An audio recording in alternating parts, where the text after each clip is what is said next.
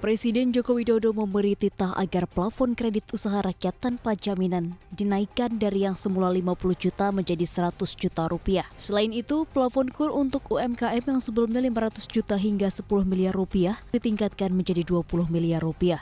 Menko Perekonomian Airlangga Hartarto menyatakan, Presiden juga meminta suku bunga KUR bersaing di angka 6% per tahun. Tak hanya itu, sang kepala negara juga memberi instruksi agar porsi pembiayaan UMKM dinaikkan dari yang semula di level 18 sampai 20% dari total kredit menjadi lebih dari 30% pada 2024. Airlangga menyebut untuk mewujudkan titah Presiden Jokowi, cara yang bisa diambil adalah dengan dibuatnya program penjaminan lewat Askrindo ataupun diberikan subsidi bunga KUR reguler di luar program pemulihan ekonomi nasional.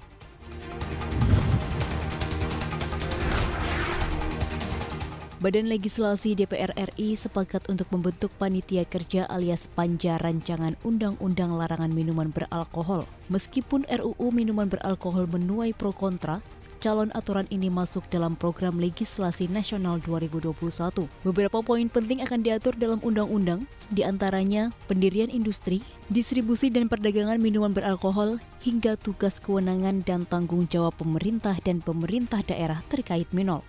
Tenaga ahli Badan Legislasi Abdullah Mansur menyebutkan salah satu landasan penyusunan RUU ini adalah sebagai upaya mendapatkan lingkungan yang baik dengan mengendalikan minuman beralkohol yang berdampak negatif bagi kesehatan.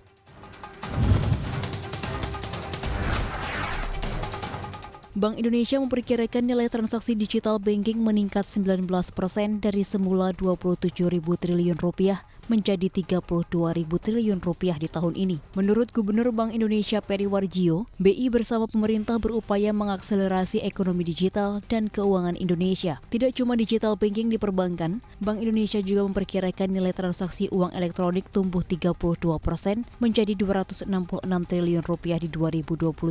Ramalan ini muncul dari perkiraan tingginya pemanfaatan e-commerce, di mana masyarakat akan memenuhi berbagai kebutuhannya melalui belanja online. Berbagai proyeksi ini mendorong Bank Indonesia bersama pemerintah untuk membentuk tim percepatan dan perluasan digitalisasi daerah. Nantinya, tim ini akan merumuskan kebijakan di bidang ekonomi dan keuangan digital baik di pusat maupun daerah.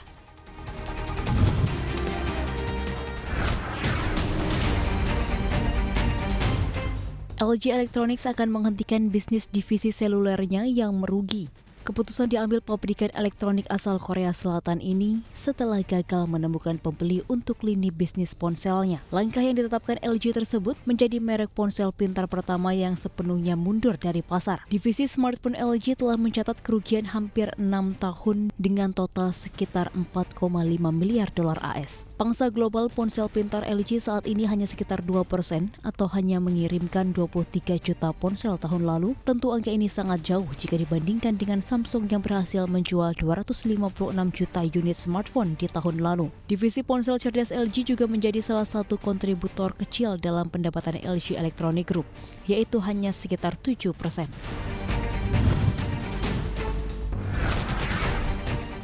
Senat Kubu Republik mendesak Presiden Amerika Serikat Joe Biden untuk memotong rencana anggaran infrastruktur senilai 2 triliun dolar AS menjadi sekitar 615 miliar dolar AS dan fokus pada regenerasi infrastruktur fisik seperti jalan dan jembatan. Senator Fraksi Republik Roy Blunt berpendapat hanya 30% dari proposal pemerintah yang fokus pada infrastruktur tradisional. Blunt menambahkan, hanya dengan pemangkasan beberapa belanja, maka usulan Biden memperoleh dukungan bipartisan. RUU infrastruktur yang menjadi inisiatif legislatif utama kedua Biden sejauh ini tidak mendapat dukungan bipartisan dibandingkan dengan paket pertama senilai 1,9 triliun dolar. Proposal infrastruktur Biden ini juga mencakup peningkatan tarif pajak perusahaan menjadi 28% untuk mengimbangi belanja jumbo Biden.